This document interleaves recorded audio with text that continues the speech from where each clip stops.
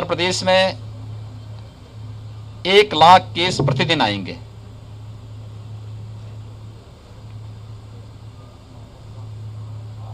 उत्तर प्रदेश ने सफलतापूर्वक इसको फेस किया और ये समस्या नहीं आने दी। पिछले प्रदेश के अंदर जो सब मैक्सिमम जो प्रतिदिन पॉजिटिव केस आए थे वह 24 अप्रैल को आए थे 38,000। और प्रदेश के अंदर हम लोगों ने यहां पर जब पॉजिटिविटी ज्यादा थी और रिकवरी कम थी तब यहां पे सक्रिय केसेस की संख्या थी 3,10,000, यानी जो एक्टिव केस थे 3,10,000 थे। आज प्रदेश के अंदर जो पॉजिटिव केस आए हैं वह 38,000 से घट करके अब ये 4,800 तक आ गए हैं। और जो प्रदेश के अंदर एक्टिव केस थे 3,10,000 30 अप्रैल को, आज प्रातः 6 बजे तक उनकी जो संख्या है यह घट करके अब 84,000 पे आ गई है। यानी हम लोगों ने पिछले 22 दिनों के अंदर 2,26,000 से अधिक एक्टिव केस को रिकवर करके उन्हें सकुशल घर भेजा है। प्रदेश की रिकवरी इस समय 93% से अधिक है। प्रदेश के अंदर पॉजिटिविटी अभी 2 के आसपास है। लगातार प्रयास किए जा रहे हैं। टेस्टिंग प्रदेश की सर्वाधिक है। 4,67,00,000 से अधिक टेस्ट वर्तमान में प्रदेश यहां पे कर चुका है। लेकिन फर्स्ट वेव और सेकेंड वेव में कुछ अंतर था। फर्स्ट वेव में हमें ऑक्सीजन की किल्लत नहीं हुई, लेकिन सेकेंड वेव में जितनी अधिक संक्रमण था उतनी तेजी के साथ ऑक्सीजन की आपूर्ति की मांग भी बढ़ी और एक प्रकार से क्राइसिस से देखने को मिली। हम आभारी हैं भारत सरकार के, जिन्होंने हमें ऑक्सीजन एक्सप्रेस उपलब्ध करवाई, वायुसेना के विमान उपलब्ध करवाए। हम लोगों ने जहां ऑक्सीजन उपलब्ध थी देश में, वहां से ऑक्सीजन एक्सप्रेस के माध्यम से प्रदेश के अलग अलग जनपदों में उपलब्ध करवाने का कार्य किया। और आज भारत सरकार के सहयोग से राज्य सरकार और तमाम हमारी अन्य संस्थाएं मिलकर के हर जनपद को ऑक्सीजन के क्षेत्र में आत्मनिर्भर बनाने के लिए भी कार्य कर रही हैं। अकेले इस कमिश्नरी में 15 नए ऑक्सीजन प्लांट लग रहे हैं। झांसी में 6 ऑक्सीजन प्लांट अकेले झांसी में लग रहे हैं। लेकिन हमने थर्ड वेव की भी तैयारी की है। थर्ड वेव के लिए अभी से हर मेडिकल कॉलेज में पीडियाट्रिक आईसीयू के निर्माण की कार्रवाई हमारी प्रारंभ हो चुकी है। हर डिस्ट्रिक्ट हॉस्पिटल में भी, इसके अलावा ग्रामीण क्षेत्र में सीएससीज में भी हम इसको फोकस कर रहे हैं। दूर दराज के लोगों को इस ना आना पर बहुत उनको समस्या ना होने पाए, इसके लिए इसको फोकस करते हुए अभी से इस अभियान को हम लोगों ने लिया है। और इसीलिए मैं बुंदेलखंड के प्रवास पे आया हूं। बुंदेलखंड में भी मैंने झांसी, ललितपुर और जालौन की समीक्षा बैठक ली है। टीम ने यहां पर अच्छा करने का प्रयास किया है और उसमें पूरी टीम मिलकर के इस अभियान को आगे बढ़ा रही है। उसके परिणाम भी सामने आए हैं। जो पॉजिटिविटी रेट यहां पर थी उसमें काफी गिरावट आई है। रिकवरी तेजी के साथ यहां पर बढ़ी है। यानी अगर आप देखेंगे कि यहां पे रिकवरी का जो रेट है वह काफी ज्यादा है और उसका परिणाम है कि अब जो एक्टिव केस हैं इस पूरी कमिश्नरी में वे काफी कम हो गए हैं। निगरानी समितियों ने इस दिशा में बेहतर प्रयास किया है। Door to door survey, screening, लक्षण युक्त व्यक्ति को मेडिसिन किट उपलब्ध कराना और आरआरटी की टीम वहां जाकर के 24 घंटे के अंदर टेस्ट कर सके। टेस्टिंग की क्षमता उत्तर प्रदेश ने बढ़ाई है। आज हमारे यहां उत्तर प्रदेश में 3,17,000 टेस्ट हुए हैं, यानी अब तक का रिकॉर्ड टेस्ट है ये। जब कोविड का पहला पेशेंट आया था उत्तर प्रदेश में पिछले वर्ष मार्च 2020 में, तब उत्तर प्रदेश में एक भी टेस्ट नहीं होता था। आज हम एक दिन में 3,17,000 टेस्ट करने की क्षमता विकसित कर चुके हैं। कोविड के बेड्स बढ़ाए जा रहे हैं। हर एक स्तर पर एक नए प्रयास हुए हैं।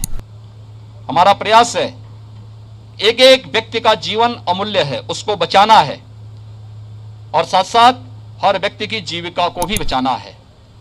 हमने इसके लिए कोविड कर्फ्यू लगाया है। कोरोना कर्फ्यू सामान्य जनजीवन प्रभावित हुए बगैर हमारी कोविड संक्रमण की चेन को तोड़ने की जो नीति है उसको हम सफलतापूर्वक आगे बढ़ा रहे हैं। और कोरोना कर्फ्यू को इसलिए 31 मई तक सुबह 7 बजे तक हम लोगों ने बढ़ाया है। इसमें हमारी आवश्यक सेवाएं चल रही हैं, उद्योग हमारे चल रहे हैं, परिवहन निगम की बसें उत्तर प्रदेश के अंदर संचालित हो रही हैं, सब्जी मंडी, फल मंडी, गेहूं क्रय केंद्र, कोटे की दुकान, ये सभी हमारे संचालित हो रहे हैं। लेकिन सब में कोविड प्रोटोकॉल का पालन करने के लिए व्यवस्था दी गई है। हर एक प्रकार से व्यवस्था प्रधानमंत्री जी ने प्रधानमंत्री गरीब कल्याण पैकेज के अंतर्गत मई और जून में हर परिवार को 5 किलो खाद्यान्न पर यूनिट देने की व्यवस्था की। और उत्तर प्रदेश सरकार जून, जुलाई, अगस्त में प्रदेश के अंदर 15 करोड़ लोगों को निःशुल्क खाद्यान्न वितरण करने का कार्य करेगा। 1 जून से हम लोगों ने यह व्यवस्था भी की है कि वैक्सीनेशन का कार्यक्रम भी सफलतापूर्वक आगे बढ़ सके। अब तक हम लोग प्रदेश में 1,62,00,000 लोगों को वैक्सीन दे चुके हैं। 18 से 44 के बीच के जो युवा हैं इनको भी वैक्सीन देने की कार्रवाई युद्ध स्तर पर चल रही है। अब तक हम लोगों ने 18 से 44 के बीच की उम्र के 10 लाख से अधिक लोगों को, युवाओं को वैक्सीन दिया है। अभी तक हमारे कमिश्नरी मुख्यालय और कुल 23 जनपद हमारे वर्तमान में 18 से 23 उम्र के लोगों, 18 से 44 वर्ष की उम्र के लोगों के लिए वैक्सीन की कार्रवाई के साथ जुड़े थे। 1 जून से 75 जनपदों में हम वैक्सीनेशन का कार्यक्रम प्रारंभ करेंगे। मैंने इस संबंध में माननीय जनप्रतिनिधियों से भी उनकी सक्रियता के साथ, जो भूमिका अब तक रही है उसी सक्रियता के साथ वैक्सीनेशन के कार्यक्रम को सफल बनाने, जीरो वेस्टेज तक पहुंचाने, हर जनपद में न्यायिक अधिकारियों के लिए और मीडिया के लिए अलग से बूथ बनाने और हर यूथ को इसके लिए प्रेरित करने के लिए स्वयं सभी जनप्रतिनिधियों से आग्रह किया है। और गांव-गांव में भी हम लोगों को प्रेरित कर सकें। कॉमन सर्विस सेंटर के माध्यम से ये वैक्सीनेशन का कार्यक्रम हर ग्राम पंचायत में आगे बढ़ सकें, इस दिशा में भी प्रयास प्रारंभ हो रहे हैं। मुझे विश्वास है कि आप सबके सहयोग से हम सफलतापूर्वक इस सदी की सबसे बड़ी महामारी का मुकाबला करने और उसके अपेक्षित परिणाम लाने में सफल होंगे। आप सबसे भी मेरी अपील है, ये महामारी एक सामान्य फ्लू नहीं है, इस सदी की एक महामारी है। केंद्र और प्रदेश सरकार पूरी ताकत के साथ एक एक व्यक्ति के जीवन को बचाने के लिए पूरी ताकत और पूरा संसाधन लगा रही है। और हमारा प्रयास है कि व्यक्ति के जीवन को भी और उसकी जीविका को भी बचाया जाए। आप सबसे मेरा अपील है कि जन जागरण में आपका बहुत बड़ा योगदान है। एक एक व्यक्ति को जागरूक करने में आपकी बहुत बड़ी भूमिका है। हर व्यक्ति से हम इस बारे में कहें कि जो चीज पहले वेब से ही जिन बातों के लिए अपील की जा रही है कि हाई रिस्क कैटेगरी के लोग घर के बाहर न निकले, 60 साल से ऊपर के लोग, 10 वर्ष से छोटी उम्र के बच्चे, गर्भवती महिलाएं, कमजोर इम्यूनिटी के लोग, एक या एक से अधिक बीमारियों से ग्रसित कोई भी व्यक्ति है, उन्हें अतिरिक्त सावधानी बरतनी पड़ेगी। घर के अंदर रहें, मास्क धारण करें। शेष अन्य लोग अगर आवश्यक नहीं, कोई महत्वपूर्ण कार्य नहीं, तो घर के बाहर न निकले। आवश्यक है तो मास्क लगा करके ही पब्लिक प्लेस पे आए।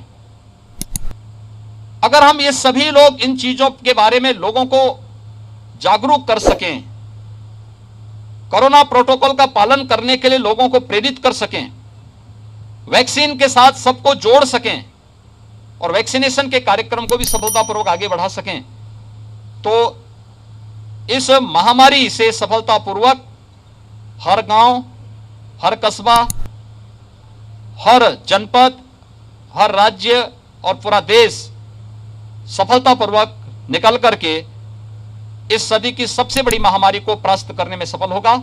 और हमें विश्वास है कि हम सभी मिलकर के इस महामारी का सफलतापूर्वक मुकाबला करेंगे। धन्यवाद।